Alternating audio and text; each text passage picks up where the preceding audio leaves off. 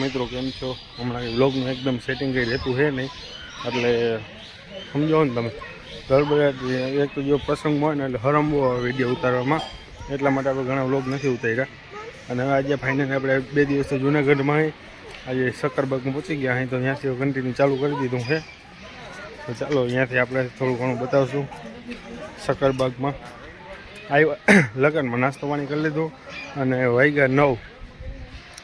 હજી જમવાની તો ઘણી વાર છે, એટલા માટે શક્કરબાગથી એકદમ નજીક જ હતા.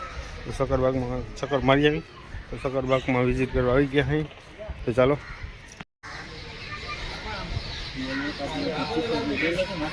દાદા મથો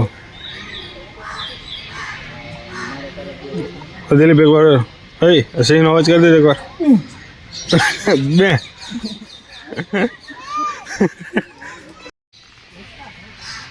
મિત્રો કેટલો ખતરનાક સીન લાગે, જોઈ લો.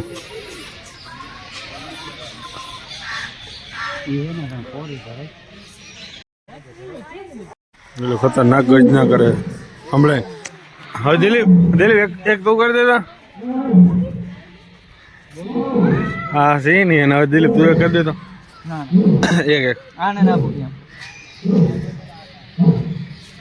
એક કરી દેના જેવી તેવી. આ ભાઈ સિંહ ગજના કરે પણ શરમાઈ ગયો હોય.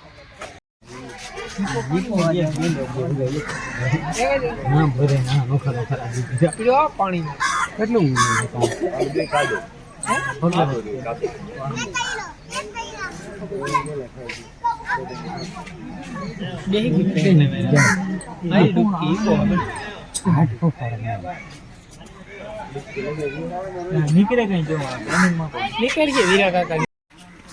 મિત્રો આ બાજુ ફ્રેશ પાણી ભરાય છે, અને અહીંયા એક બીજો હિપો છે એ હોઈ ગયો, જીજો બહાર આવ્યો નથી, અને આ લોકો પાણી ભરે એટલી વાર અને રાહ જોઈ જો. મિત્રો જો હરપના દર્શન કરાવી દે. આનું નામ છે ધામણ. આ છે કોબરા નાગ પડ્યો હજુ મસ્ત આરામમાં. હવે શું નામ હે? ખડચિત્રો. આ હે ખડચિત્રો. કાચ બાજુ નાખવું પડે નકર નીકળી જાય તો ઉપરથી. રૂપસુંદરી જો ઉપર ચડે, જોઈ લે.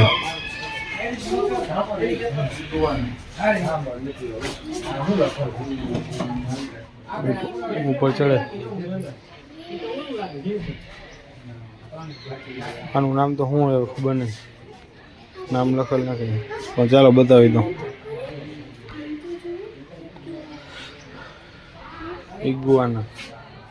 ઇગ્વાના ઓછું જોઈએ છે આમાં બધા.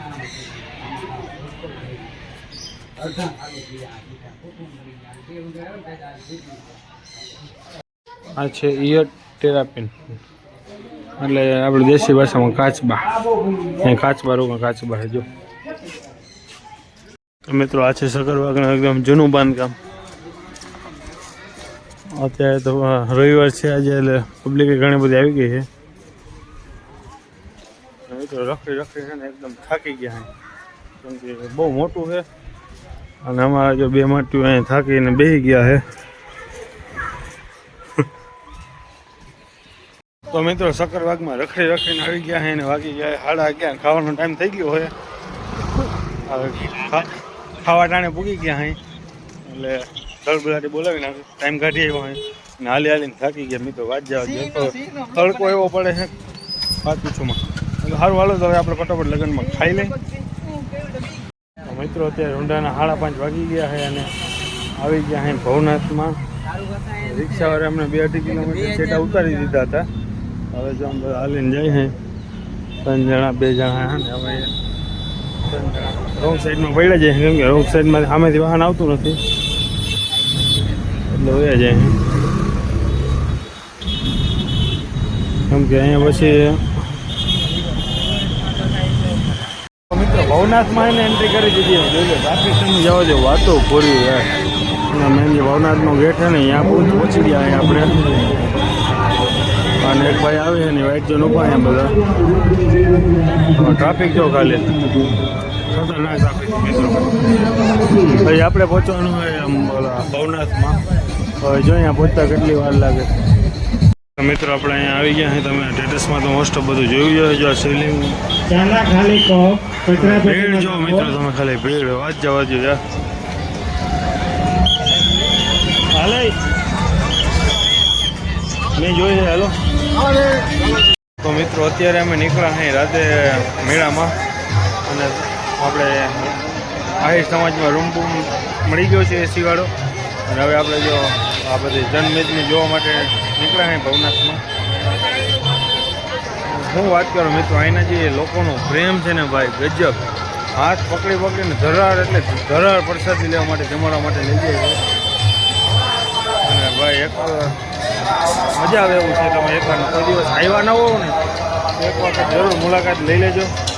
અત્યારે અમે જો એક્ઝેક્ટ ભવનાથ મહાદેવના મંદિરમાં ઊભા અહીં સામે. અને તમે ભીડ જોઈ લો. તો મિત્રો આ બાજુ તમે જોઈ શકો હો બધા સાધુના અખાડા છે. ને સામે છે ભારતીય આશ્રમ. તો ભારતીય આશ્રમ જાય છે અમે બધા ઇન્ટરવ્યૂ લે જોવા.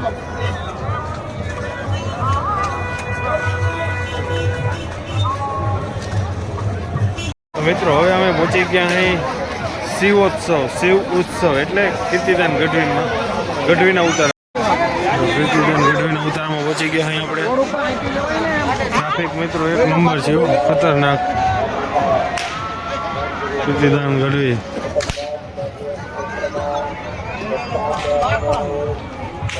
આ બાજુ ટી પોસ્ટ છે.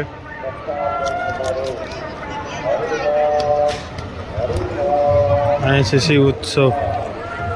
ચાલો આગળ જઈએ, આપણે માહોલ જોઈએ કેવોક છે. તો મિત્રો અહીંયા તમને જો લગભગ તો બધાને ઓળખતા જશો. વિશેષ દિનેશ, મયુરભાઈ દવે, પછી જીતુભાઈ દાદ, ઘણા બધા કલાકાર અહીંયા તમને જોવા મળી ગયા.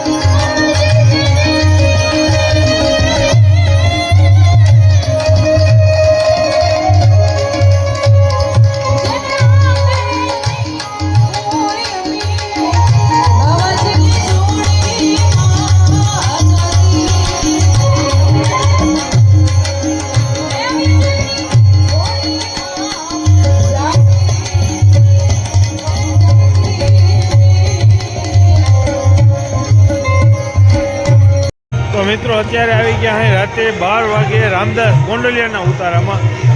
ભજનની ધડબડાટી બોલે છે, મજા જ આવી રાખે મિત્રો. ગિરનારમાં અત્યારે એકવાર મેળો કરવા ના આવ્યો હોય ને તો ખાસ આવી જજો. માહોલ બતાવું જોવો.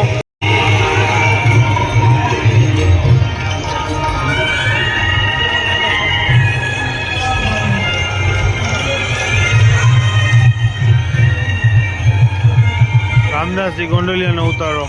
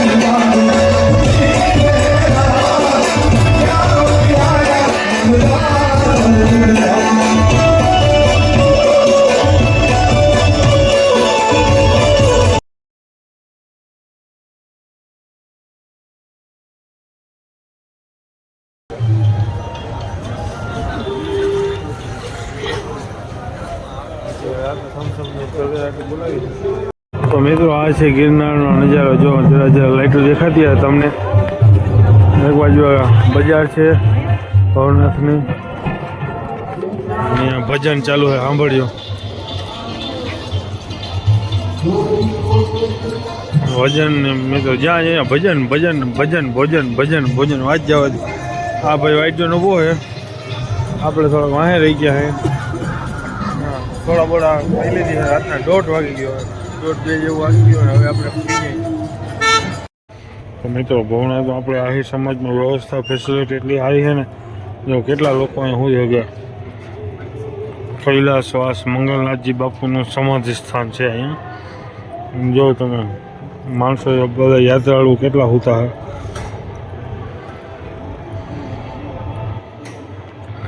કાલે તો અહીં મંડળીની ધડબડાટી હશે. અહીંયા કાલે મંડળીનું આયોજન રાખેલું હોય.